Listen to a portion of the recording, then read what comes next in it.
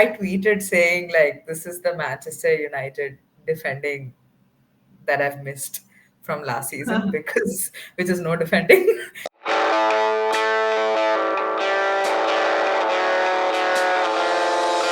Hello, all you beautiful people out there. I hope that you have all recovered from that great weekend of football. The League Cup final was great. All the fixtures were great. I mean, unless you're a Spurs fan. Um, it was just a wonderful weekend of football, lots of upsets. Kai, how did you feel about the weekend? I mean, I'm a happy guy. What can I say?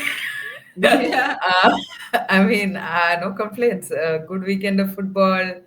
I think a lot of things went Chelsea's way this weekend, as it does often. But this weekend in particular, I feel like we've kind of pretty much wrapped up the league even more comfortably at this point. And yeah, Yeah, happy yeah, yeah. days. It was Chelsea winning on the field and off it. Uh, Yes, indeed. anyway, let's just get into it.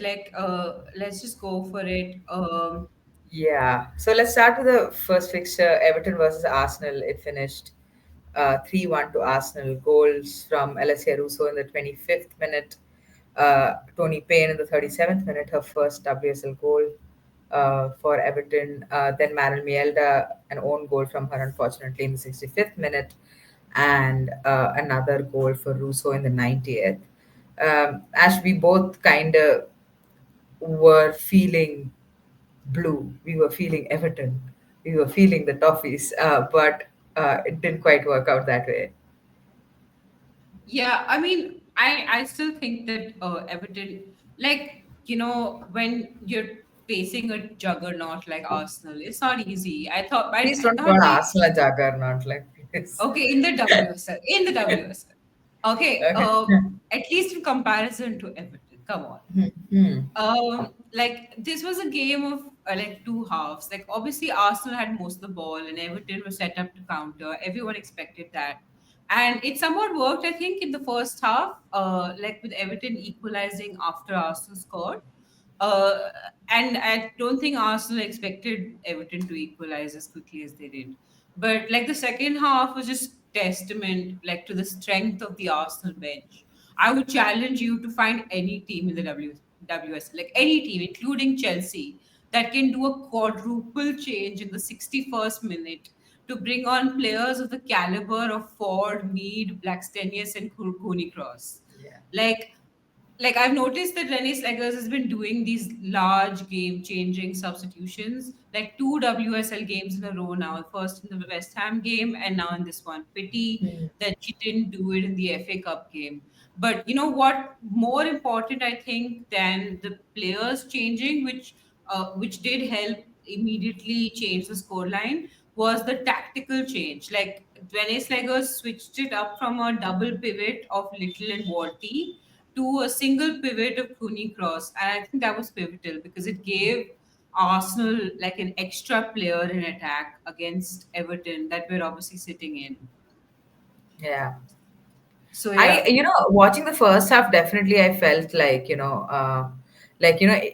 was a bit worried that it was going to turn out like the Liverpool FA Cup game. Yeah. Arsenal finding it a bit difficult to score. I know that Arsenal obviously scored pretty early. Then they like did say, for example, that than they usually do against like teams that sit back a little bit, right? But even so, the fact that Tony Payne equalized, I felt like they did get like slightly rattled, Yeah. and I think halftime kind of came at a good time for Arsenal in that sense. I feel like they were able to kind of reorganize better. But Yeah. yeah, I mean, tell me about. Tell me about Everton. Like, what did you make Like, of their game? I thought that, like obviously we're big fans of Everton, right? Since the January transfer. But Yeah. I'm just a little bit worried that they're becoming a little bit predictable. Like Hmm. everyone seems to be expecting that long ball to go with like Payne running in behind. So they do need to change it up a bit, I think. Although I thought they played pretty well. Hmm. Like even the goal that they did create was Gargo sort of like storming into the box, and eventually like Payne scored that goal, but like it was the the Gago was a very like instrumental part of that move. So Yeah. I do think that, like, if you can stop that combination of Gago and Payne, most likely Everton will find it hard to score. So I do think they need to change it up somewhat, especially if they're going to be, uh, Yeah. you know, facing like. Obviously, next game is Palace, so I don't think they'll have a difficulty getting past them. But they'll play Liverpool soon, so before that Right. Derby game, I think they should change it up. Yeah. Uh, the thing is, I just felt like Arsenal were like better than them at everything. So Hmm. it's just one of those games where it's just like class will shine. I don't think that Everton tried as hard as they could. Hmm. But it's like you said in the previous episode, when Arsenal go direct, they're just better. Yeah. So when there's that single pivot and they're just going direct, it's easy. They find it easier to score than when they overthink it and they pass the ball side to side, and our team sits in on them. Yeah, absolutely. I also feel like with Everton, like they need a couple of their midfielders to also have good games. I felt Yeah. like Hayashi was not able I to mean, control the to game. be Yeah. fair, like Hayashi has been having good games. Like Yeah. this game was not. It wasn't the best of her, but she wasn't the worst either. And she had a Mm. decent game, and she's been having good games elsewhere. And like she and Snoyers have been really linking up pretty well. Yeah. So it's not like it's a. I don't see it as a problem yet. Uh, Hmm. I do think that Everton need to work harder in the midfield to break up play when they're playing teams like Arsenal, because Arsenal has really good ball players, so they sort of like ran rings around them a little bit. Yeah, yeah. I mean, at the end of the day, it's like Everton and Arsenal, and we know the difference in the quality of those two teams. And Yeah, I feel like even the fact that we are kind of nitpicking like little things in not little things necessarily, but we're really focusing on certain parts of the pitch in that Everton team is a testament to how much they've grown in the last couple of months, yeah, right? yeah. Yeah, and I would also add, like having Haley Ladd in defense. Everton had, I mean, I can't praise a team that's let in three goals. Yeah, But I would say that it could have been many, many more. The Everton true. defense is quite good. Like, Yeah. anyway, moving on to what is great for Chelsea fans and was apparently I mean, I saw the highlights, but I hadn't seen the game. What a really exciting game. Liverpool versus Manchester United, which ended 3-1 to Liverpool. Olivia Smith scoring a brace in the 43rd minute and the 67th minute in the penalty. Nagano scoring in the extra time in the first half, and Leticia scoring in the 89th minute. Uh, so yeah, it's just one of those games. Liverpool quick succession of goals. Uh, they must be like over the moon. Have we gotten Liverpool back, guy? I don't know, man. Like this new manager bounce is really happening. But you know what? I was watching that game and I was so happy for Liverpool. Like it's the first time the women have won at Anfield, and Yeah, like the crowd was going wild. Like it was only like a couple of stands that were full. Obviously, yeah, I think they had a crowd of upwards of like 15,000, but they were loud. yeah, And I could tell that they were injecting like a lot of energy into that team. But generally, I feel like it's interesting, right? Like, I feel like Amber Whiteley had to like change things up a little bit because you had Gemma Bonner who was injured, Kerry Holland was injured, so like two or three key injuries to that starting 11. So, I don't know if Liverpool have played with a back four in this season yet, at least yeah, not that I can remember. So they switched to a back four, and I thought that the double pivot of I think it was Sam Kerr and Fuka Nagano, it wasn't like phenomenal, but I Yeah. think they got the job done enough. But yeah, I mean, to begin with, I felt like United, for the large part um, of that first half, especially, um, like they were in control. Like Liverpool had to defend the box a little bit. Um, but again, they were not really creating too many clear cut chances, and the ones that they did create, they couldn't quite convert. I think Rachel Laws made a couple of really good, like crucial saves, and like they were really good. And both the goals really came against the run of play. It was wild. I had just, it was a half time, there were no goals. I was like, it was almost half time, sorry. And I was like, oh, you know what? Should I just like watch this? Because it's quite late in the night for us, right? So I was like, maybe I should just like go to sleep. And then boom, Olivia Smith scores goal.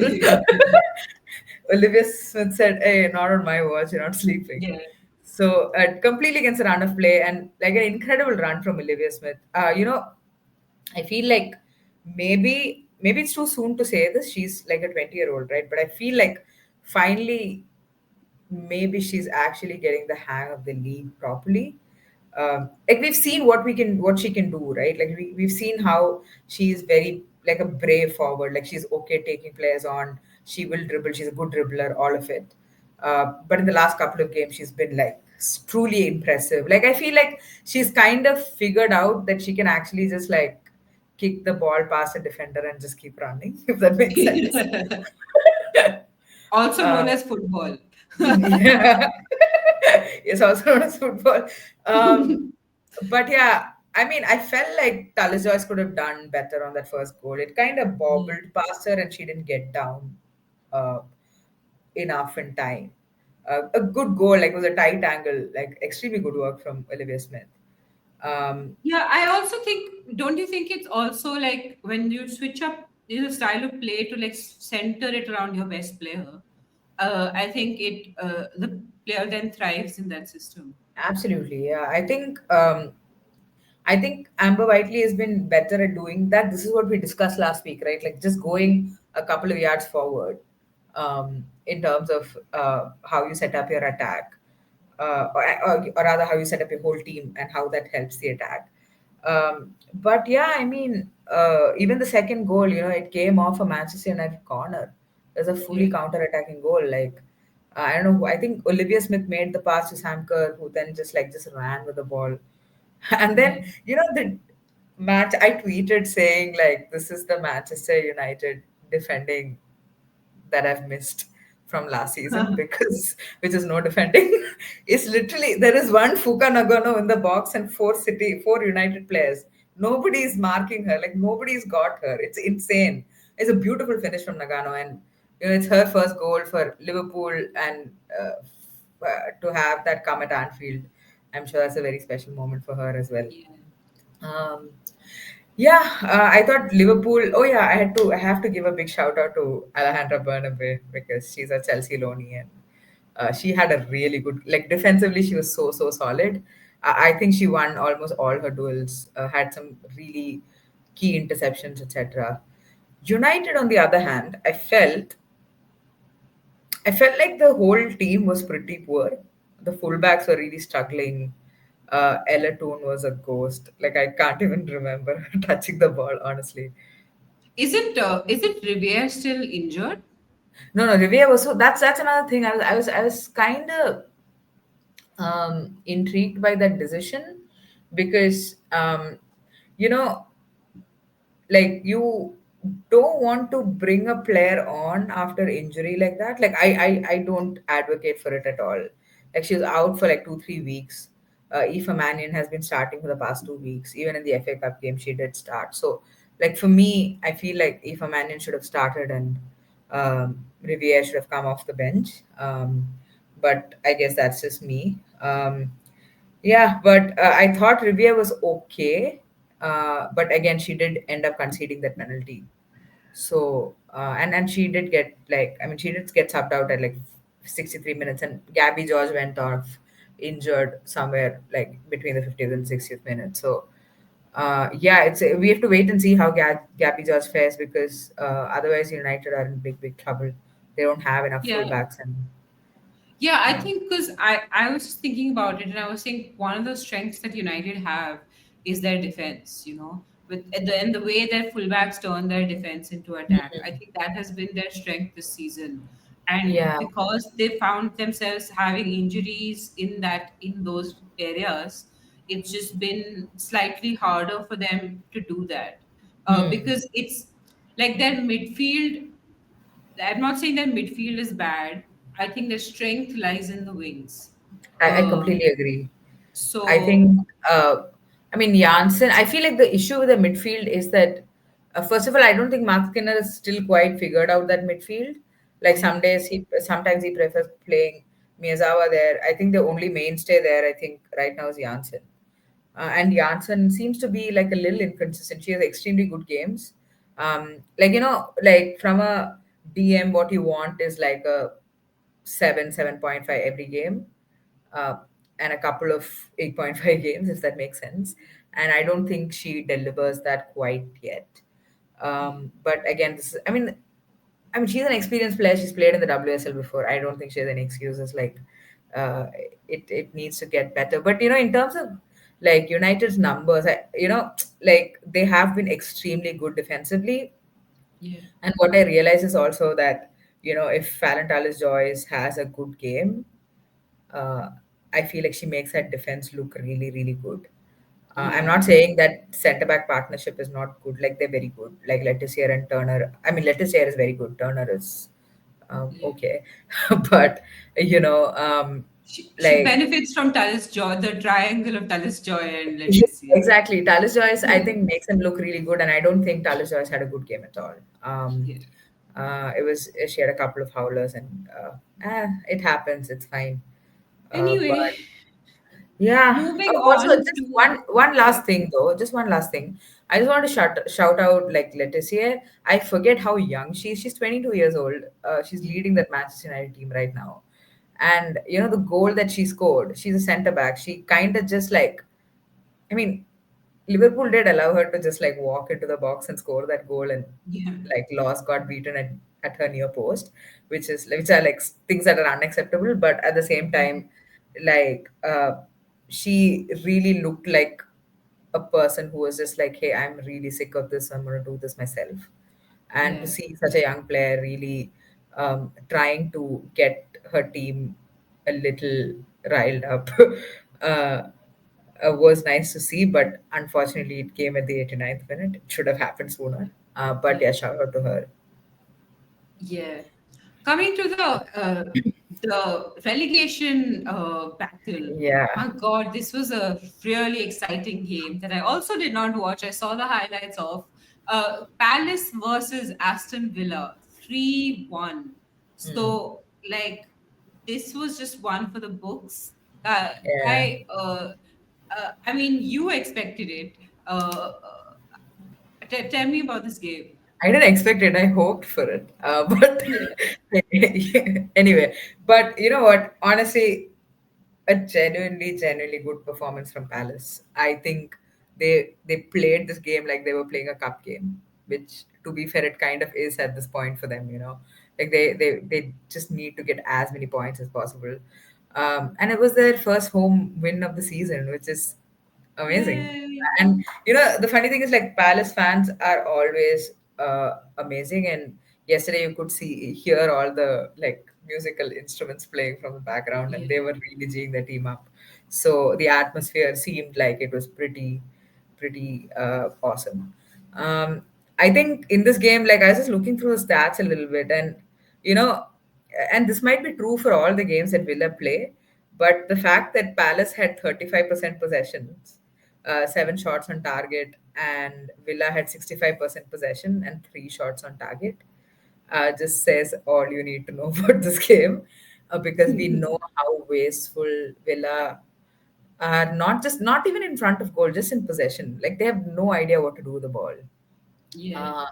Uh, I feel like sometimes you have a new manager who's come in, and it's not easy for her, obviously. It's a dressing room that's kind of shaken up with a manager who's been sacked. they've lost two key players in Kenza Dali and Adriana Leon. And to be honest, I can see how much that Villa team is missing them. Leon is honestly, oftentimes I felt like Leon always used to come off the bench, and oftentimes I felt like she is their best finisher, apart from maybe Rachel Daly. And to have a player like that leave is, and of course, like Kenza Dali is somebody who's super creative. So I mean, they miss those players, but at the same time, like this manager has had like what, a little over a Yeah. month now, and it doesn't quite seem like she's figured out what Her her best starting 11. 11 is. Yeah, it's really unfortunate. Like, there was again like a shuffle yesterday. We saw Byings and Millie Taylor in that double pivot, I think. Uh, and just nothing seems to be clicking, and everything just looks, like incredibly labored. It's just Yeah. like passing, just lateral passes, etc. But Ash, like, where do you think Villa go from here? Because right now they're just like 1 point behind, 1 point ahead of Palace, and that's not enough, right? I mean, maybe you can say technically maybe 2 points because they have the goal difference on their side. Yeah. But yeah, I feel like, Palace, this is only the second game they've won all season. So it's going to be like, as much as I wish that Palace get ahead of Villa, and like, not that I want Villa to be relegated or anything, but just that because of the sheer heart that Palace play with, I would prefer Palace to stay in the league.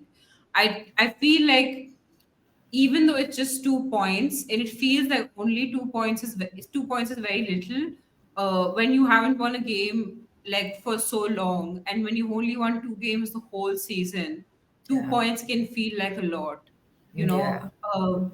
And if Palace had a better defense, I would Hmm. have said that they can hold out for a draw in a lot of games, and Hmm. 2 points could be jumped over, like Yeah. could be achieved. But because Palace's defense is not solid, I just don't see them getting past that hurdle. On the other hand, I think Villa, despite the fact that they're just so terrible right now, they Hmm. just need one good game that they win somewhere. Like, if they could That's true. just win one game somewhere, that's enough for them. And they could, I don't know, I think they could beat. I think they still have to play Leicester, right? Yeah. Like, they could beat Leicester. They could beat Spurs. Like, there are a few games out there that they could get some points. Yeah, I get what you mean. Like that's the thing. I think like at this point in time, I'm like a bit lost for words because I still can't understand how a team with this much quality uh, are struggling to win games. You said this is only like Palace's second win. Reality is that Villa have only won two games. They have a Yeah. draw that they've had. So I think that's the difference, right? Like that's what we've been saying. Like the issue for Palace is that Villa have that little bit of extra quality, and I don't know, like say in a couple of weeks' time, Arroyo figures out and something clicks, then it's over for Palace. Yeah, but I mean, but you know what? Palace really, honestly, they did look quite good. Yeah. 3-1 is slightly inflated, like a score line because Sabrina D'Angelo had a howler.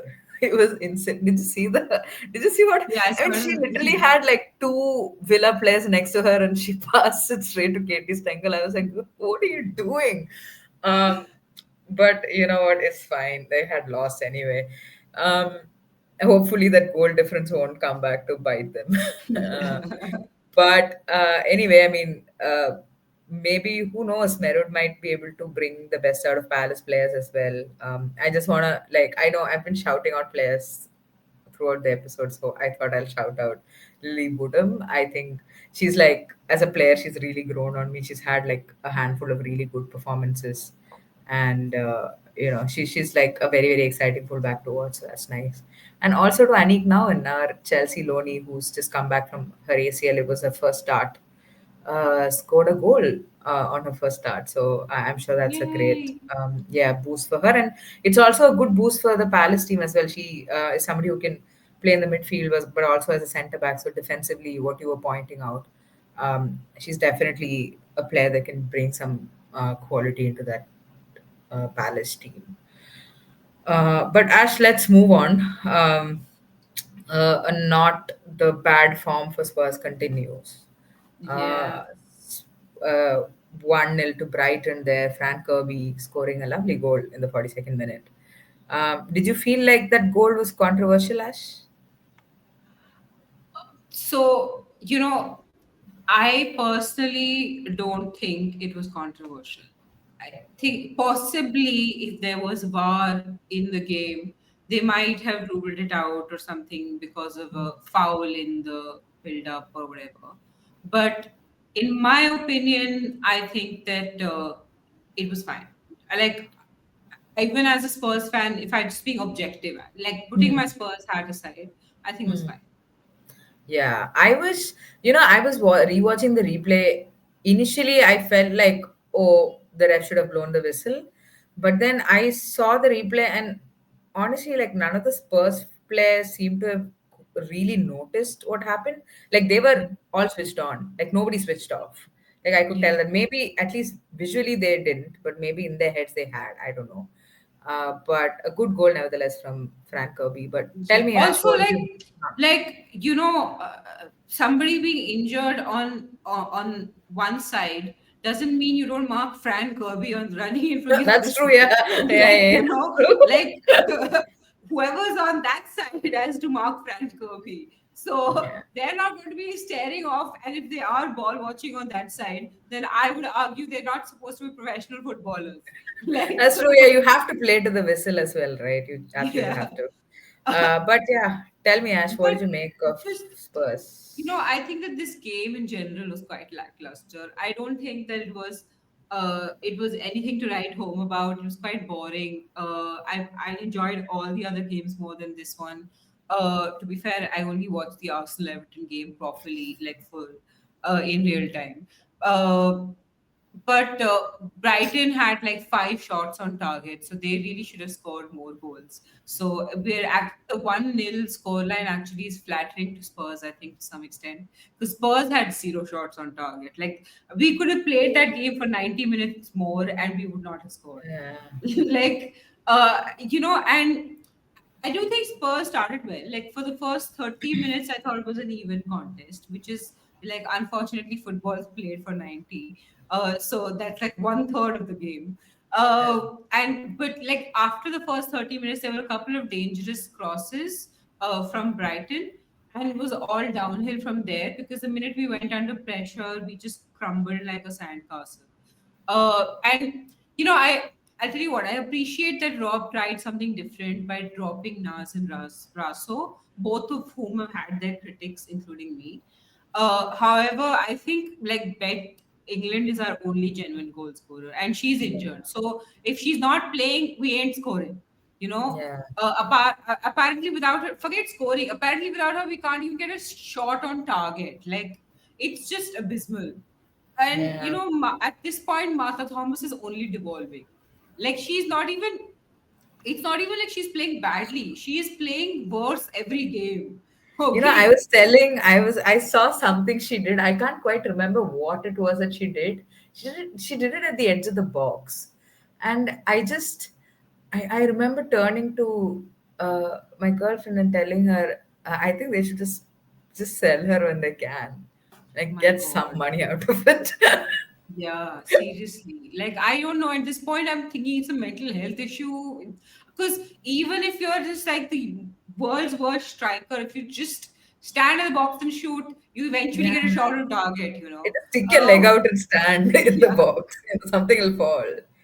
Yeah. Uh, Anyway, like in this game, I wouldn't say like nobody was stellar, not the midfield, not the defense for Spurs. But really, like the problem right now is the attack. Like, people are not getting at the end of crosses, they're not making the right runs.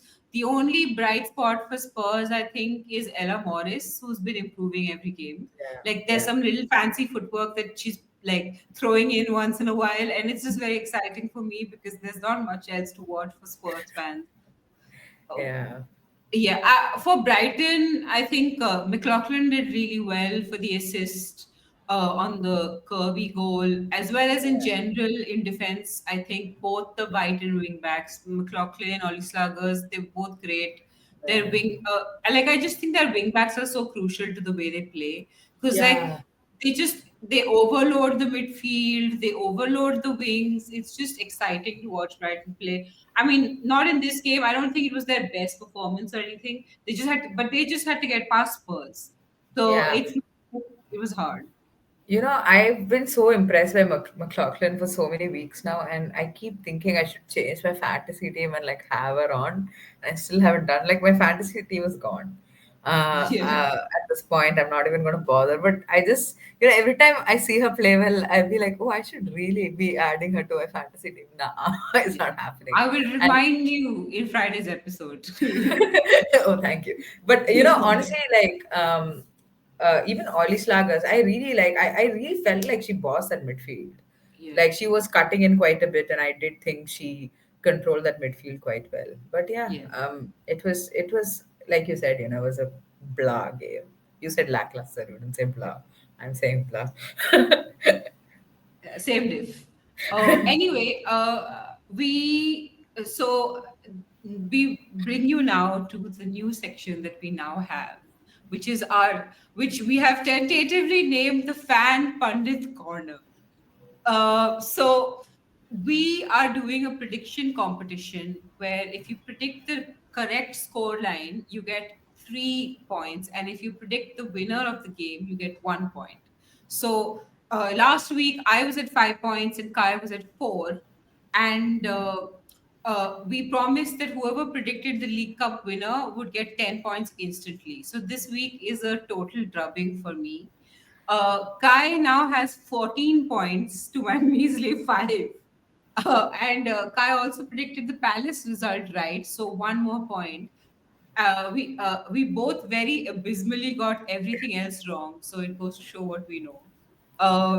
The My final gut tally, said Liverpool. My gut yeah, said Liverpool until I was going to predict a Liverpool win yeah, because, well, I'm a hater and I want Manchester United to lose. But also, I saw that they were playing at Anfield and I was like, there's no way they were going to win. But you know what? I have to trust the Liverpool ladies more. yeah. Anyway, Listen, my gut says Spurs are going to lose every single week, but I still go with Spurs like a deluded fan. Anyway, it's let's continue. okay. You have to back your team. You can't do anything. Yeah, so anyway, like I said, the final tally is Kai is at 15 points to my five. Let's hope I get Let's the FA go. Cup right and I catch up. Yeah. Let's do the predictions really quickly for next week. So the first game, Kai, is Everton versus Palace. I'm predicting I'm predicting a 2-0 Everton. No, Palace will score a goal. 3-1. No, 2-1 Everton. 2-1 Everton. 2-1 Everton. Yeah. I'm gonna go 3-1 Everton. Okay. Arsenal Uh, versus Liverpool. Arsenal versus Liverpool. I will go 2-1 Arsenal. I feel like they're gonna want to like make a statement after that FA Cup loss and it's at the Emirates. Yeah. So I'm gonna go 3-0 Arsenal. 3-0 Arsenal. You don't think Liverpool will score? No. I mean, to be fair, Arsenal haven't kept a clean sheet. Yeah. Uh, West Ham versus Spurs. Ugh. Oh, say it. Just say it. Listen, West Ham are agents of chaos. Like that's what I feel.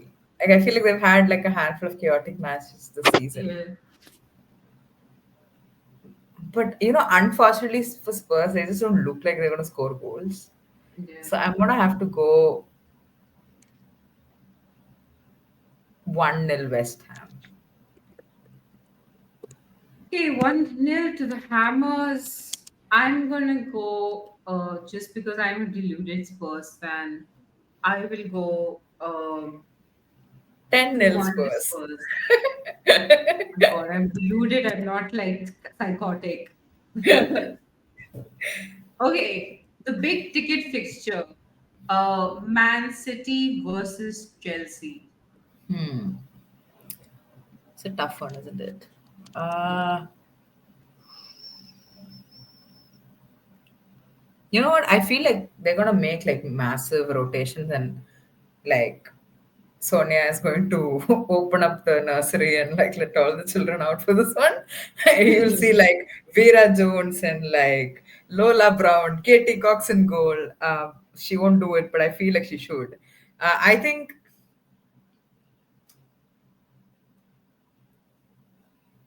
I think this will be a draw. So I think it will be 2-2. 2-2. Yeah. That was the prediction I was going for, but okay, then I will go for a Chelsea win. I'll say 2-1 Chelsea. Damn. Okay, thanks. Okay, next game, Leicester versus Brighton. Brighton away. Okay. You know what? I'm gonna go 2-1 Brighton. 2-1 Brighton. Um, you know what? I'm gonna go. Yeah, this is confusing. Uh, and I will go 1-0 Brighton. Okay. Actually, you know what? Let's make it interesting. I will go 1-0 Leicester. Why not? Okay. Actually, no. Okay, fine. Yeah. You're really worried about your points, aren't you? What will we get if we win? What are we doing? I've forgotten. Bragging rights. I Oh, forgot. right, they're bragging rights. I forgot. Yes. Okay, Villa versus We will figure United. out next episode. Let's figure out a good punishment. We What can do you ask think? our viewers, like, what do you think we Yeah. should? Put it out in the comment section if you Yeah. have punishment for us. Nothing too We reserve the right inappropriate. to, accept or reject your suggestion. Yes. Anyway, Villa versus United final game. I think United will win this 2-0. No, 3-0. 2-0, 3-0 United. Yeah. Um, yeah, I'm going to go 2-0 United. Okay. I don't think Villa is scoring. Yeah. Anyway, that brings us to the end of Fan Pundit Corner and the end of this show. Please remember to like, subscribe, share, comment. This week is an exciting week. We're giving you lots and lots of content.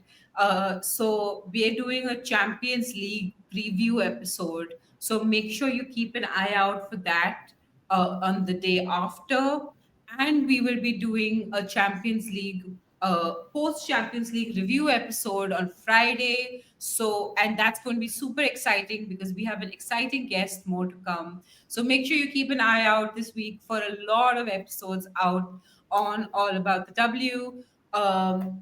Yeah, we will see you in 2 days. Bye bye.